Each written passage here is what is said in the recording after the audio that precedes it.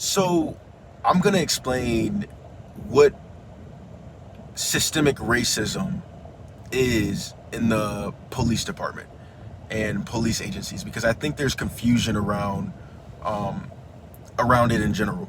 You have some people on the left that say things like, systemic racism exists in police departments, then they don't give substantive reasoning behind it. And then you have people on the right that say there's no systemic racism in policing, even though they see the inequities. And typically, I see their logic behind it as being inequity does not, or excuse me, inequality does not inherently mean inequity. So just because there's some unequal outcome doesn't mean that there was an unjust treatment. So for example, if you have two people in a race that start at the same point, just because someone finished first doesn't mean that the system is messed up, right? Which makes sense. But there needs to be an explanation, because I not do I only believe that systemic racism exists in the police department, and not just in one police department. It exists in policing as a whole. It exists in policing as a whole. Just the existence of the police as it is now reinforces that structural racism, and I'm going to explain what that actually means. So, police officers and police agencies in general, they are structured in a way that gives them a lot of power.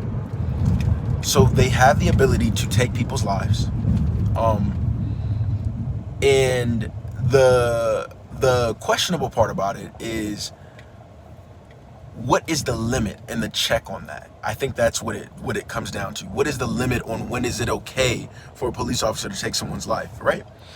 And most people agree that if the police officer thinks that the situation is so dangerous and so bad that it's okay to take that shot at someone, right? So when we talk about why the system is racist, why is it racist though? Because that's the real question. We have to look at the way that police department is actually set up. So like I said, they're allowed to take people's lives. And we know that there's something called a police union. The most famous one is the FOP, the Fraternal Order of Police.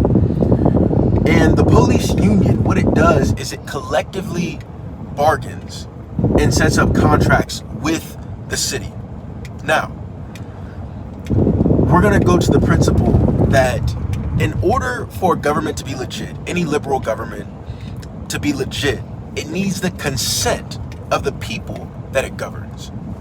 So here's where it starts to get foggy, right here.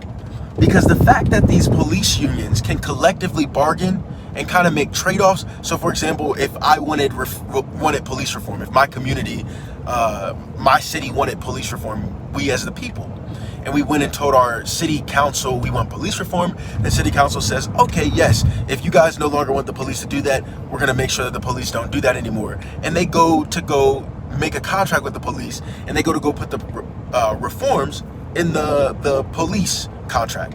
But the police get together, they form a union, and they get together and say, oh no, we don't agree with that. Here's the problem with that. They are public servants. There shouldn't be a we don't agree with that, because the people, the community is paying taxes, because you are receiving that tax money, right? And you're the government. You are now under the community's jurisdiction. So we decide, not the police don't decide. So for example, the issue of body cameras, which before the police didn't wear body cameras. And even now, not all police have to wear body cameras. But when body cameras started to become something that the community wanted, the police unions fought against that. And then they're out on the street and have a gun and the right, under circumstances, to kill the same citizens who they're not listening to. That removes the principle of the consent of the governed. So what I'm doing right now is I'm breaking down in what ways policing as we know it today is unjust. And I'm going to get to how it's racist in a second. So there's one. Number two, qualified immunity. The fact that a police officer can violate the Constitution, can violate someone's civil liberties, can take a life in an unjust way and then be protected in the court by it, is another instance of injustice in policing. Okay? So you have these police that have this insane amount of power. The third thing that makes them unjust, the police getting military equipment. If you go back, Ronald Reagan is the one who created the program. I believe the program is called the 1033, and it was created under the Reagan administration, and it allows the police to get military equipment from the federal government, and it allows the police to get police are getting federal grants. Now, what happens when the federal government gives police money? Well, they would have to apply for that money. And what happens when a local police department applies for that money? They have to make sure that they comply with all the regulations to meet the application. So now they're coming, once they start to meet those regulations and how they police, they're coming out of the hands of the local community and they're going into the regulations of the federal government. Does that make sense? So you're getting this federal money and it comes with regulations. So now you're doing things that the community never consented to you doing. And you're getting military equipment. So now you're a militarized police force that has qualified immunity with a gun, and you're collectively bargaining to make sure that you don't have to meet all the demands of the people that want you to be reformed. Like I said, I'm explaining how there's injustice and undue power in policing in America today, and I'm going to get to how it's racist. And there's just one shot to how it's racist. Just one shot. So now you have a structural issue. If everybody agrees with those things that I explained are wrong, then you have a structural issue. So then the question becomes, okay, well, how is it racist? Well, now, you take those police with that insane amount of power,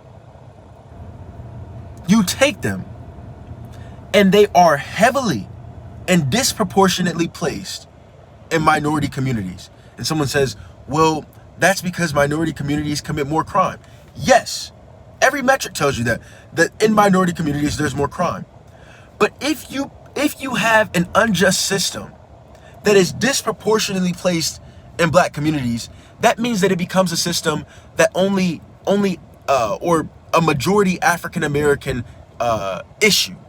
problem, because they're the ones that have to deal with it the most. And then people that live in, the suburbs or white neighborhoods that aren't policed as heavily, they don't have to deal with that. So now it becomes a racial issue, and that becomes systemic racism in the police departments. And someone says, well, not all officers are bad officers. Not all officers are bad officers. And these are the same people that will say, well, I don't like the IRS. Now, what would it look like if you said, I don't like the IRS, and I said, not all people that work for the IRS are bad people? You would say, okay, but I'm not talking about the people that work for the IRS. I'm talking about the system of governance of the IRS is the problem. That's how you look when you say, well, not all cops are bad cops. And this is what I'm trying to show you, is there is a difference in the way that the communities that are dealing with this unjust system perceive the police, and the people who are not dealing with it perceive the police. So we're not talking about whether there's good cops or bad cops, right? We're talking about the system. So that's how systemic racism exists in the police department.